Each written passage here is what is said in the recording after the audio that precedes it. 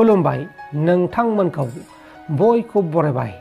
दिनै 27 जानुवारि 2023 बाराय जाबाय शुक्रबार। फैदो दिननि खौरांफोरखौ बेखेवनोसै। मोनसे गिख्रंथाव लामानि जाब्रबथाय जादों। बे गिख्रंथाव लामानि जाब्रबथायाव सानै सुबुङा जायगायावनो जिउ गोमादों।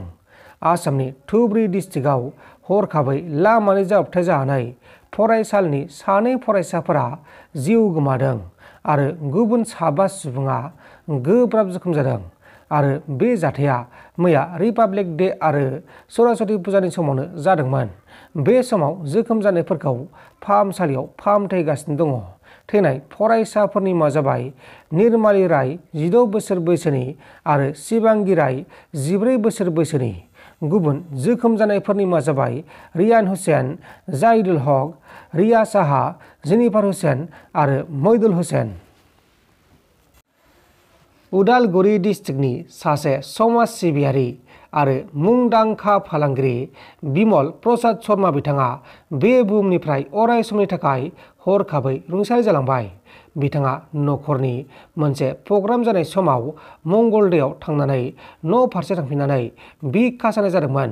उनाव बिथांखौ न'खरनि मानसिफोरा फाहामसालियावबो लांनाय जादोंमोन, नाथाय बिथांखौ रैखा खालामनो हायासै आरो बिथाङा थैनाय समाव 72 बोसोर बैसोनिमोन। गुवाहाटी नोगोरमानि सिङाव थानाय गरचकनि मिथिंगाफुरि ओनसोलाव सासे बर' फिसा आरो सासे आदिबासि फिसा सानैबो गल्ड मेडेलखौ देरहानो हादों। बिथांमोना मा खेलायाव गल्ड मेडेलखौ देरहानो हाखो बिथांमोना बेनि सायाव फोरमायदों। बिथांमोना मा बुंखो बेखौ ससे खोनासंबानो जाबाय। जोंनि बर' फिसाजों लोगोसे नैबे आदिबासि बिथांमोना मोनसे मेडेल मोननो हादों। मोननै मेडेल मोननो हादों सानैबो। बिथांमोनखौ जों दा बरायदोंमोन बे मिथिंगाफुरि गामियाव। दा बिसोरनि सायावनो जों माखासे सोंथि सोंगोन। बिथांमोना मेडेलखौ बबेनिफ्राय मोनखो, मा खेलायाव मोनखो बेखौ जों मिथिना लागोन।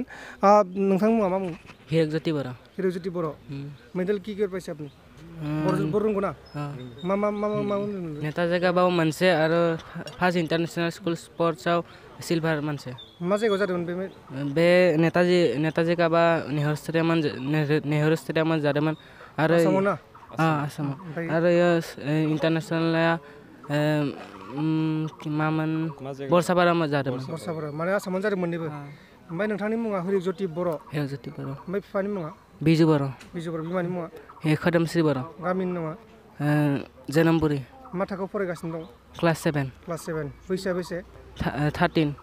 मोर नाम तो जोनाथन हेम्ब्रम। जोनाथन हेम्ब्रम। बाबार नाम मामार नाम? बाबार नाम तो बिमल हेम्ब्रम। मार नाम?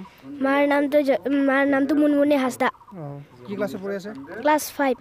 কি পাইছে এই মেডেলটো? এই মেডেলটো ইন্টারন্যাশনাল স্পোর্টস কারাটে চ্যাম্পিয়নশিপ 2022। জায়গাটো কোথায় ছিল? জায়গাটো বরসাবাড়া। सनितपुर डिस्ट्रिक्टआव बमा गावलाबायदों। सनितपुर आरो बिश्वनाथ डिस्ट्रिक्टनि बर' फिसाफोरा बिटिआर ओनसोलाव हाबनो मोननायखौ लानानै जोबथा गोजोननाय मोननाय फोरमायदों। लोगोसे रंजा बाजा खालामनानै बमा गावलाबायदों आरो बिटिआरआव हाबनो मोननानै जोबथा रंजानाय फोरमायदों। बेबायदिनो गुवाहाटी नोगोरमानि सिङाव थाग्रा बर' फिसाफ्राबो सनितपुर डिस्ट्रिक्टनि बर' फिसाफ्रा मा फोरमायखो बेखौ ससे खोनासंदो। गिबियावनो प्रान्जल नार्जारि इउटुब चेनेलखौ आं खुलुमनाय जासिहरग्रोबाय। ओरैनोथ' गफुरा बिटिआरसिम हाबदों होननाय खोनादों। CMI एनाउन्स होबाय सारा। दा आं ओमफ्रायथ' गोजोननाय मोन्दों। बहुद मोजां। माने बेसेबां बाहागोआ बेखौ दासिमबो फोरमायथ'वाखै? डिक्लेयार होनाय जाबाय। खिन्थु माने मोनसे जाथावै खामानिखौ माने जाहोनानै देखायदों। बेनि थाखाय माने आं बहुद गोजोननाय मोनदों आरो। नोंनि जेनेबा पार्सनेल गोदो गोदायनिफ्राय नोंथांमोना लुगैखायोमोन नामा बेहाय हाबनो? बर' जानानैथ' बर' बिटिआर हाबनोथ' लुगैखागोन। बे गेदाब्लो एसेयाव लुगैयामोन? बेयावथ' लुगैखायामोन। मानि थाखाय लुगैयामोन? मानोना बेयाव पावारा बहुत खम, इउजलेस माने बहुत खम। माने दा बिटिआरआव थायोबा एसे पावारा बांसिन थायो। बेनिखायनो बिटिआरखौ बांसिन माने हास्थायनाय जादोंमोन आरो जोंनि सनितपुर आरो बिश्वनाथनि रायजो राजाफ्रा। ओमफ्राय दा गोजोननाय दं? दा गोजोननाय गोजोनथ'नांसिगोन बेजोंनो। नोंथांनि मुङा? आंना सुभजित बसुमतारी। सुभजित बसुमतारी। नोंथाङा दा गुवाहाटि नोगोरमायाव थायो? आं बर्तमानाव दंथ'यो गुवाहाटियाव। दा दायो जों दंफैयो गुवाहाटि नोगोरमानि सिङाव थानाय गरसक मिथिंगापुरि। बे मोनसे बर' गामि। बेहाय जोंनि बर' फिसाफोरा सुबुंखान्थि सान बा 2 जानुवारि बेखौ फालिनो नागिरदों। लोगोसे बे सरासति फुजा फालिगोन। लोगोसे बे बरनाय फेस्टिभेल दं मोनसे हाबाफारि बेखौ फालिगोन। दा माखासे नै लाहार फाहार खालामगासिनो दङ। गोबां आलासिफोर दंफैयो। माखासे आलासिफोरखौ नायबानो जाबाय। माखासे केमेरामेना देखायना होगासिनो दङ। माखासे गथ'फोरबो दङ। माखासे नानिमोन दङ, आब'मोन दङ, मादैमोन दङ, आदैमोन दङ, आदामोन दङ। नायबानो जाबाय। बे जाबाय मिथिंगापुरि गरसकनि सिङाव थानाय मिथिंगापुरि बर' गामि। बे आरो मोनसे एलपि स्कुल ना मा नुयो? एलपि स्कुल ना? बे एलपि स्कुल बे एलपि स्कुलावनो बे हाबाफारिया सोलिगासिनो दङ। नायबानो जाबाय। बे जाबाय स्कुलनि नुथाय माखासे। आरो नैबेखि जा सोरगिदिं हाजो। बे बांद्राय गोजौआव नङा, ससे गाखोबानो मोनगोन। गरसकनिफ्राय बांद्राय गोजान नङा, खाथियावनो गरसकनि खाथियावनो दङ। आरो नैबे हाजोखौ नाहरबानो जाबाय। आरो जों दा नैबे सुबुंखान्थि सान फालिनो नागिरनायखौ बा 2 जानुवारिखौ फालिनो नागिरनायखौ देखायनो लादों। बे 2 जानुवारिखौ फालिनो थाखाय लाहार फाहार खालामदों। फिरफिला बिरनो नागिरदों।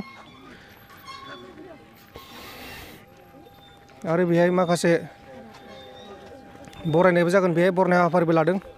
गुबुन गुबुन जायगानिफ्राय बेहाय गोबां आदामोन आदैमोन गासिबो नुजाफैनो हादों। बे मिथिंगापुरिनिल' मानसिफोर गैया। बेहाय गोबां गुबुन गुबुन जायगानिफ्राय मानसिफोर फैदों। बेहाय आलासिफोर फैदों। गाहाय आलासि महरै फैदों। इउपिपिअनि दङ। आरो माखासे सिनायथिखौ जोङो दा लासैनो होगोन। दा माने प्रग्रामा सोलिगासिनो दङ। बेखौ नोंथांमोना एसे देखायनाय जाबाय। नोंथांमोना प्रग्रामखौ नायलांबाय थादो माबायदि सोलियो बे गुवाहाटि नोगोरमानि सिङाव थानाय बर' गामि मिथिंगापुरियाव।